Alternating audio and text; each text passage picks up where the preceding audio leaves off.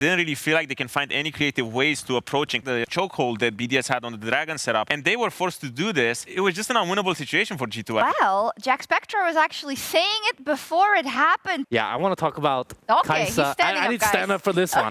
Because there's this Kai'Sa build that everybody's going. It's crit Kai'Sa, and I hate it. And here's why. So if we look at the two builds, picture in picture here, you have a beautiful AP Kai'Sa build, synergizes with Kai'Sa's kit, and then you have this ugly crit Kai'Sa build. But why is it so bad? Ew. If we look at Kai'Sa's kit and think about Kai'Sa's kit, none of her abilities can crit. Q doesn't scale with crit, W doesn't scale with crit, and her passive doesn't scale with crit. But you know what all those things do scale with? No. Ability power. Okay. So, when you go the AP Kai'Sa build, you end up spiking so hard at 3, 4, 5 items because you get the W evolve, you can play as a poking mage instead of having to jump in every team fight. While when you go crit, sure, you have a good 1 item, 2 item power spike, but your 3, 4 item power spike, if you can't auto attack, completely useless. Hansama, he wasn't playing bad. I don't think he made any like individual big mistake, but he just cannot auto attack. I think in this total team fight, he did around 2 auto attacks and he hit 2 Ws. He's just walking around. Yeah, look at him. Sightseeing.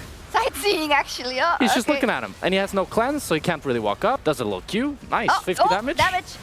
And for me, that's the biggest problem with this build, and why I also mentioned yesterday that the only person I've really seen pull this off is Gala after 3 items popping off on the Kai'Sa, and not many players can be Gala on Kai'Sa.